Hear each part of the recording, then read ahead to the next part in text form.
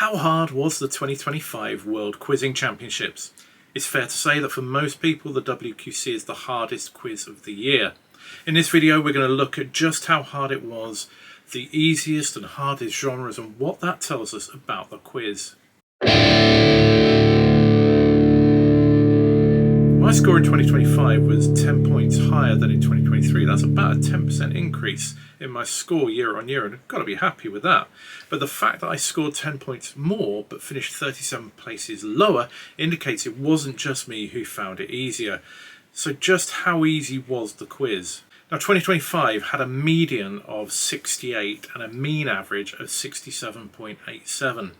Whereas in 2024 the median was 62 and the mean was 64.32. So the stats bear out that it was a bit easier than 2024. But what about other years? We look back 5 years in our WQC analysis, but for this video I've crunched the numbers back to 2015. That tells us when you look at the mean and the median, 2025 was the second easiest WQC of the last decade. Only 2020 was easier, which flagged up some problems. 2020 had a low participation rate due to being online during COVID, and there were very few low scores compared to other years, which skewed it high. So you're comparing apples and oranges here. In order to make it more comparable, I took the 664 complete sets of genre scores from 2020 and then took the top 664 scores from each year in the other 10 years.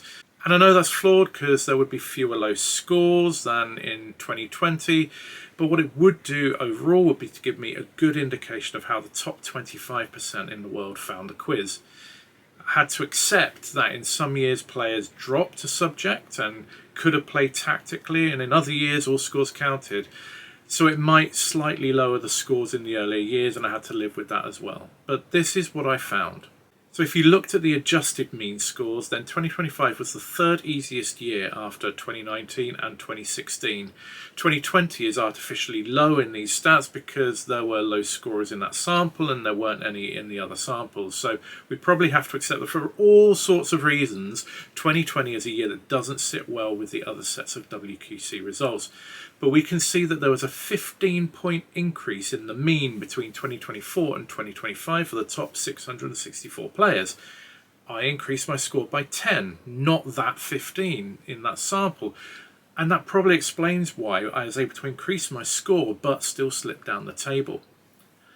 When it comes to genre stats, our friends in the Portuguese quiz community have created an amazing website where you can see each genre overall and see how individual nationalities performed. Now, my initial reaction on the day, if you see my vlog, was that sport had been the hardest genre, but looking at this site, the shapes of the genres give an immediate picture of how the genres played. And you can see that entertainment, with its teardrop shape, played particularly difficultly. In fact, the median score on entertainment was 5, which means over 50% of players scored 5 or fewer on that genre. That's hard. That's really hard.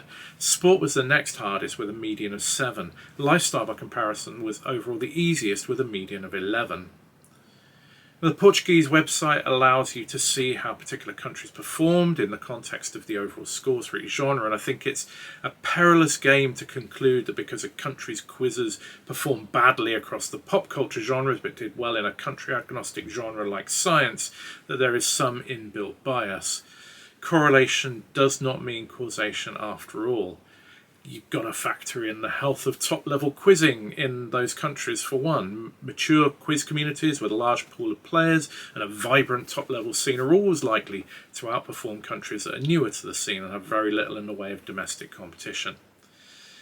But I think it's worth the IQA doing its own analysis to see whether certain genres give inbuilt advantages or disadvantages to different demographics. And I don't think you need to get tokenistic about it, but if you can have 2 questions about European footballers, 4 questions on American sports, you could certainly have 1 or 2 questions about Test cricketers, for example, and other people who are superstars in different regions.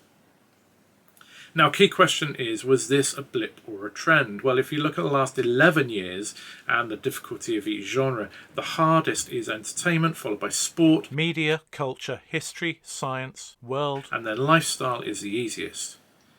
In 2025, entertainment, sport and media were the hardest 3, world was 4th, science and culture were equal 3rd easiest, history was 2nd easiest, and lifestyle was the easiest.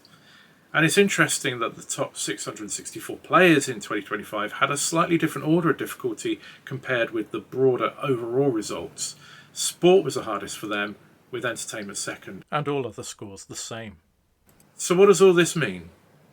I don't really know, except I think we all want the WQC to be the fairest test of knowledge possible, so that every player has an equal opportunity to benchmark their knowledge against the rest of the world. I don't know who writes the questions or who compiles the sets and how they go about it. And it's not a challenge unique to the IQA. The in-person quiz league I play in has long been leading canon expansion in the UK, and I believe it's a progressive force in quiz. 7 years ago, when I first showed Valerie a set of their questions, her response was, "It's very white, isn't it?" A thought that had never occurred to me, not just white in terms of people asked about, but the cultural reference points of a large group of people were just largely missing, and I'd not spotted it because I didn't know any different. We all see the world through the prism of our own experiences, and in making judgments on what should or should not go into any quiz, there's the potential for us to assume that we are making good and fair decisions in the best interest of the quiz, whilst being unaware of what we don't know, and unaware of the unconscious biases that can creep in.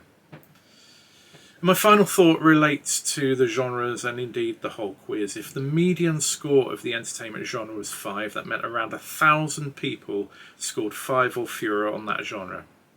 That can't be right. That can't be healthy for the quiz, and I don't believe that would make anyone happy. What's the optimum median score for a genre in the WQC? I'd say 10 maybe, possibly 12. What do you think? Let us know in the comments below. That would still leave ample scope for testing the top players who scored 20 plus in most, if not all, the genres, and maybe it might bunch up the middle ground a little bit more, but I suspect it wouldn't really change the order and change things too much. In 2025, the majority of players got fewer than 30% of the questions correct. If we can push that percentage upwards, the WQC can still be the hardest quiz of the year, but it might just be a bit more enjoyable for more people, and it might help grow the event. Thanks for watching this video. In the next video, I'm going to look back at what I got right or wrong in the WQC preparation videos I did, how the questions fell, where the quiz was different from previous years, and what that might mean for the future. So look out for that video.